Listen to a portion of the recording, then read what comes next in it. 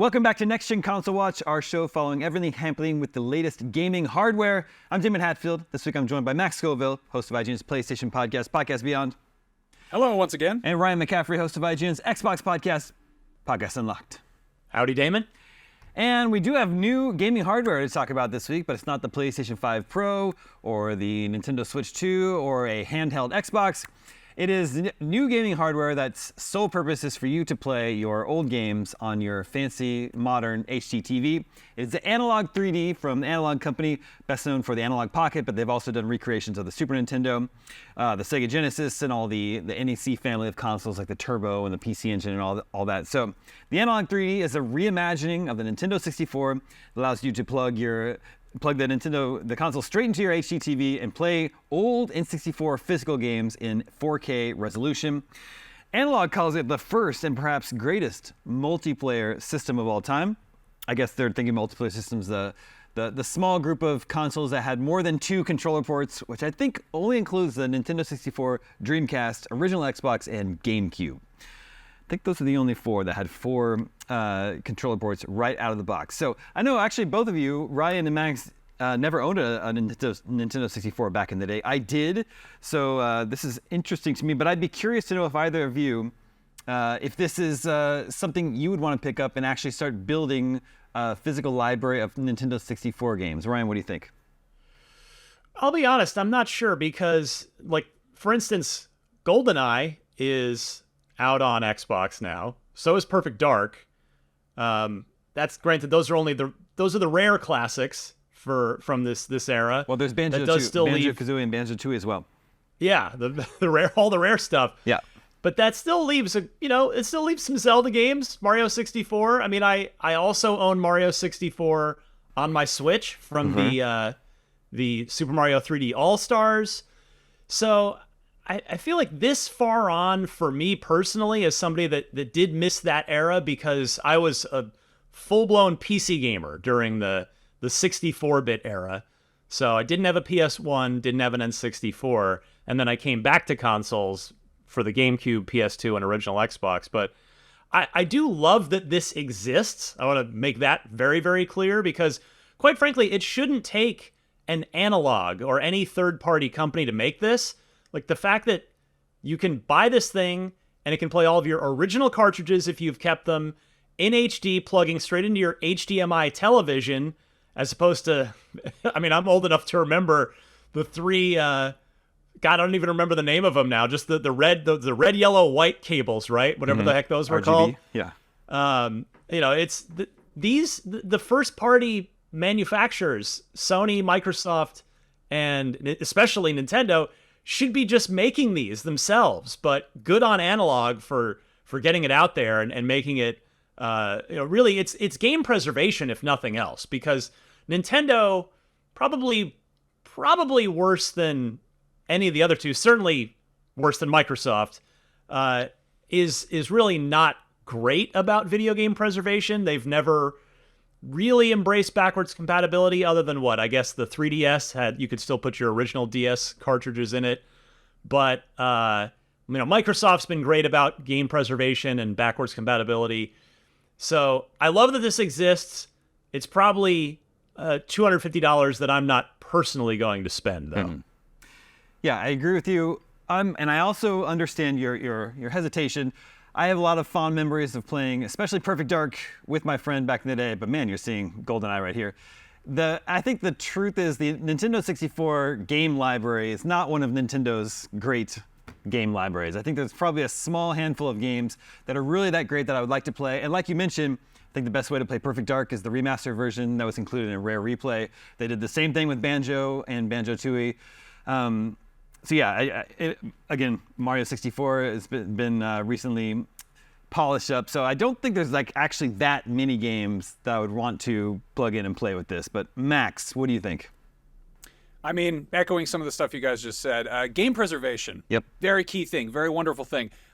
This doesn't actually preserve any of the games. It's a new console, which is great. And obviously people held on to a lot of their games. And one thing I will say about the big beefy cartridges of the 64 era is that they did take a beating. They do take a beating. A lot of them are still in great shape, kicking around there. And maybe you got to get a special screwdriver and unscrew them and replace a battery or something like that. But compared to the state of so many, PS1 and original Xbox discs, I'm sure they're in much better shape for the most part. This is a very cool thing for people who still held on to their childhood collections and want something that plays a little bit nicer with HD TVs and is made specifically for that. As for the 4K upscaling, I do think the sort of haze of a CRT did a lot of favors for that particular era of gaming. And I remember, you look at older PS1 games that you remember looking just photorealistic, and you suddenly see them in HD without any kind of artifacting from a CRT screen, and it looks a little bit not rough around the edges, but maybe too crisp around the edges in a way that isn't flattering. No, this is cool. I'm more inclined to jump on something like the Analog Pocket, though. Without putting too fine a point on it, I feel like there are certain ways that people have archived games and made them playable and accessible in perhaps questionably legal ways, which admittedly do make it easier to play games that are hard to get your hands on. Yeah. ROMs, emulation. That's a thing that people do. The thing that is a bummer is, like, if you want to play the original Mario Brothers, you either need to track down an NES and the cartridge, or one of its various re-releases on other systems, or you need to buy a Switch, or you need to track down the NES Classic they put out. Like as far as game preservation goes, I think it says a lot that people do have fondness for older games, and they're willing to throw down $250 to buy a new N64 to play old games. And I really wish that maybe, Sony and Nintendo would pay attention to this and make their older libraries in mini format more accessible. Like, we got the PS1 Classic Mini, which was out in 2018 to celebrate the 25th anniversary, which was hot on the tail of the the NES Classic and the Super NES Classic, which were great. And I remember when that happened, everyone was like, okay, when are we going to get the N64 Classic? And what about an Xbox, original Classic? And, like, these things were they were such almosts, like I feel like the fact that the PS1 didn't have the dual analog sticks worked against it a whole lot. And, it was a really a cool little thing. And I know some people did definitely maybe violate certain terms of service and get other games running on there.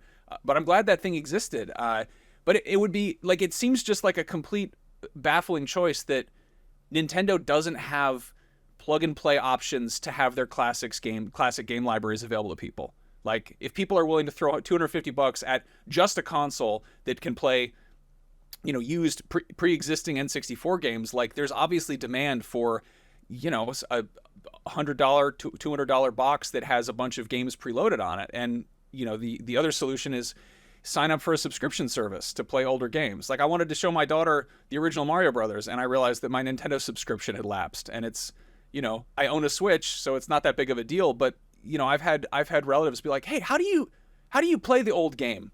And there should be an easier solution than, like, oh, you have to buy a $300 system and then subscribe to something, or oh, you have to get this thing that came out 7 years ago and has since been discontinued and now sells for exorbitant rates, or there are those little Game & Watch handhelds. But, like, the game preservation aspect of things, there's this hardcore collector market. And then there's also a very, very present sort of nostalgic, more casual player base. And I wish that there was sort of accommodations made for all the above. But I'm happy to see what Analog's doing. I think they're doing some neat stuff over there.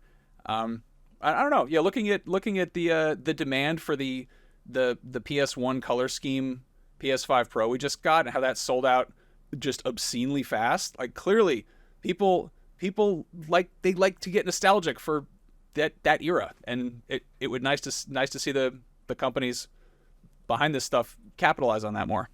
Well, then along those same lines, everything that the older consoles that Analog has recreated, they've all been cartridge-based consoles. They haven't done any optical disc-based medium yet. Max, would you be interested? Do you think there'd be a market in a recreation of a PSX, a PlayStation 1 that could play people's old PlayStation 1 discs in 4K on their HD TVs? I think there'd definitely be a demand for that. It seems like maybe Sony should be the ones to do something like that. It would be cool if we got the heavier set PS3, the one that could play PS2 and PS1 games. That was kind of a nice sweet spot there. But looking at the spottiness of backwards compatible stuff on Sony hardware is very frustrating, and it's clearly not a priority for them. But like, if Analogue put out something that was vaguely PS2 shaped that did PS2 and PS1, I think that would be killer. I think people would be really into that. Yeah, I don't know, be nice. And Ryan, what about you? With an Analogue box or an Analogue X? Play all your original Xbox games, but I know what you're going to say. Go for it.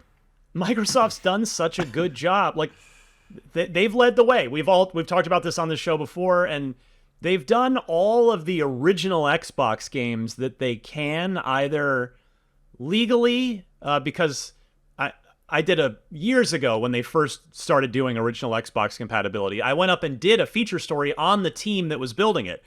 And one of the little anecdotes they told me that's in the piece, I'm sure, but that stuck with me, was that some of the old contracts for the publishing arrangements for these games were on paper, and they didn't exist in electronic form, because this was 2001, 2002, which means those publishing agreements were signed in 2-3 years prior to that, so before the turn of the century. So basically everything that Microsoft can reasonably make compatible from the original Xbox moving forward has been done. And so I don't think you could make an analog OG Xbox and really bring anything to the table that would be that just current backwards compatibility doesn't already do. I mean, I guess the controller, the Duke, or the Controller S is one thing, except that Hyperkin has already addressed that and basically come out with what are effectively re-releases of those for the current Xbox. So, yeah, Microsoft deserves a lot of credit for just trying to avoid the needing to tap into that nostalgia by just keeping it alive this whole time. Well, at the end of the day, I'm glad a company like Analogue exists. I think they make cool niche products. The Analogue 3D goes for $250, which is only $50 more than the N64 launched at in 1996. I think pre-orders go live on October 21st, and it should be shipping in early 2025. We have the results of last episode's poll. We were talking about how it seems inevitable that Halo will be coming to PlayStation in the future. So we asked you, dear viewers, what Halo game would you want ported to PlayStation 5 first? Perhaps unsurprisingly, Ryan, the voters chose Halo Combat Evolved, 37% of the vote, as number one.